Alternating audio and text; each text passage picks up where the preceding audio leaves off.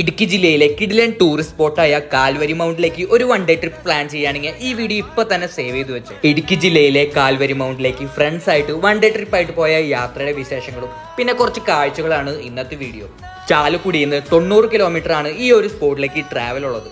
ഞങ്ങൾ ഫ്രണ്ട്സ് ആയിട്ട് ബൈക്കിലാണ് ആ ഒരു ട്രിപ്പ് പോയത്. വെളുപ്പിന് 3 മണിക്കാണ് ചാലക്കുടിയിൽ നിന്ന് ട്രിപ്പ് സ്റ്റാർട്ട് ചെയ്തത്. 3.5-4 മണിക്കൂറാണ് ആ ഒരു സ്പോട്ടിലേക്ക് എത്താനായിട്ട് ഞങ്ങൾക്ക് ടൈം എടുത്തത്. കാൽവരി മൗണ്ടിലേക്ക് 2 വഴികളാണുള്ളത്. ഒന്ന് തൊടുപുഴ വഴിയും ഒന്ന് കോതമംഗലം വഴിയും. ഞങ്ങൾ പോയത് കോതമംഗലം വഴിയാണ്. ആ വഴി പോവുകയാണെങ്കിൽ അടിപൊളി എക്സ്പീരിയൻസ് ആയിരിക്കും. കോതമംഗലം വഴി പോവുകയാണെങ്കിൽ കാട്ടിക്കോടെ നല്ല കോടയും കൊണ്ട് നല്ല കാഴ്ചയും കണ്ട് ചെറിയ ചെറിയ വെള്ളച്ചാട്ടം കണ്ടുള്ള യാത്ര അടിപൊളി എക്സ്പീരിയൻസ് ആയിരുന്നു. പിന്നെ ഏകദേശം 6 മണിയായപ്പോൾ ചെറിയൊരു ബ്രേക്ക് എടുത്ത് ചായ കുടിച്ചു. ആ തണുപ്പത്ത് നല്ല ചൂട് ചായ കുടിക്കാൻ അടിപൊളി ഫീൽ ആയിരുന്നു. ചായ കുടിച്ച് ട്രിപ്പ് കണ്ടിന്യൂ ചെയ്ത് ഏകദേശം 7 മണിയായപ്പോഴേക്കും കാൽവരി മൗണ്ട് എത്തി.